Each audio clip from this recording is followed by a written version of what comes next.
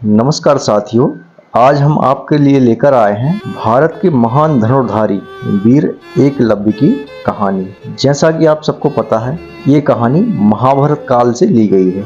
तो आइए शुरू करते हैं। गुरु द्रोणाचार्य के आश्रम के निकट, जहाँ पांडव और कौरव विभिन्न कलाएं सीख रहे थे, वहीं पास में एक बहुत होशियार लड़का भी रहता था।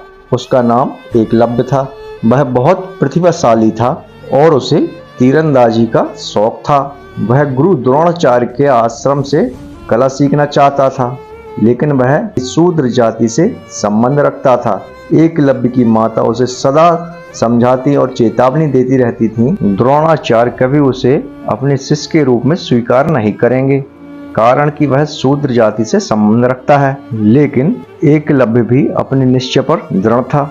उसका कहना था कि वह द्रोणाचार्य को अपना गुरु मान चुका है, इसलिए वह तीर चलाना अगर सीखेगा तो केवल उन्हीं से, किसी और से नहीं।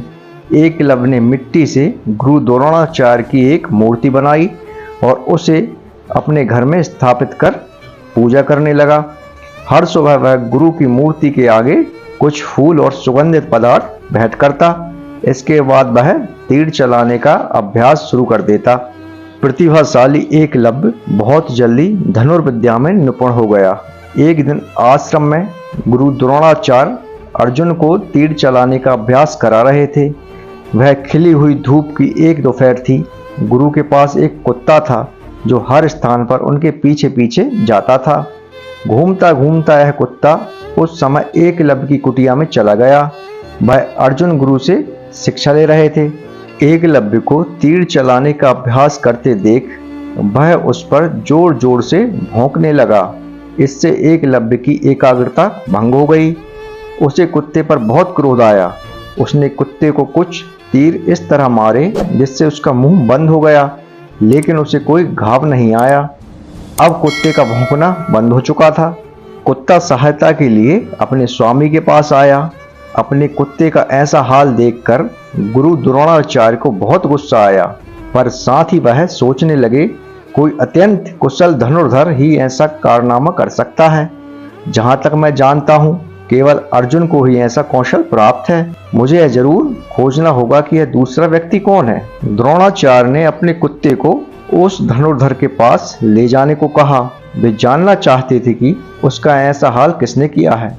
कुत्ता द्रोणाचार्य और अर्जुन को वहां ले गया जहां एकलव्य अभ्यास कर रहा था।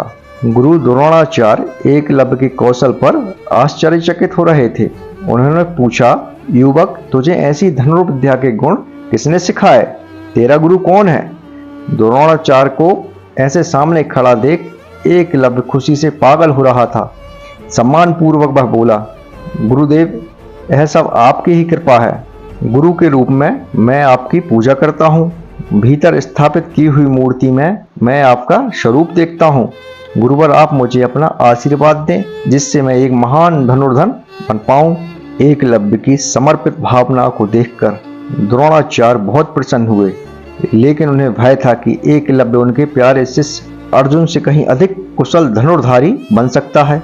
उन्होंने उत्तर दिया, मैं तुम्हें अपना आशीर्वाद देता हूँ, पर बेटे, जैसे कि रीत है, क्या तुम मुझे कोई गुरु दक्षिणा नहीं दोगे?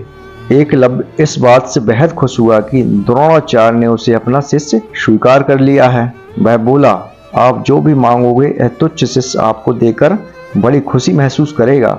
मैं स्वयं को बड़ा सौभाग्यशाली समझता हूँ कि आप मेरे गुरु बनने के लिए सहमत हो गए हैं। द्रोणाचार्य बोले, बेटे, मैं तेरी समर्पित भावना से बहुत प्रसन्न हुआ। गुरु दक्षिणा के रूप में मैं तेरे दाहिने हाथ का अंगूठा चाहूंगा। क्या तू दे पाएगा? द्रोणाचार्य के ऐसा कहते ही मानो हवा रुक गई। चारों ओर प्रकृति मौन हो गई। और तो और अपने गुरु की इस असाधारण और क्रूर मांग को सुनकर अर्जुन का सिर भी घूम गया। किसी भी धनुर्धर से उसके अंगूठे की मांग करना तो उसकी हत्या करने के बराबर होता है। अंगूठी के बिना एकलव्य कभी भी तीर नहीं चला पाएगा। अपने प्रिय शिष्य के सम्मान को बनाए रखने के लिए गुरु ने दूसरे से इतनी बड़ी कीमत मांग ली। एकलव्य ने इस मांग का जरा भी विरोध नहीं किया।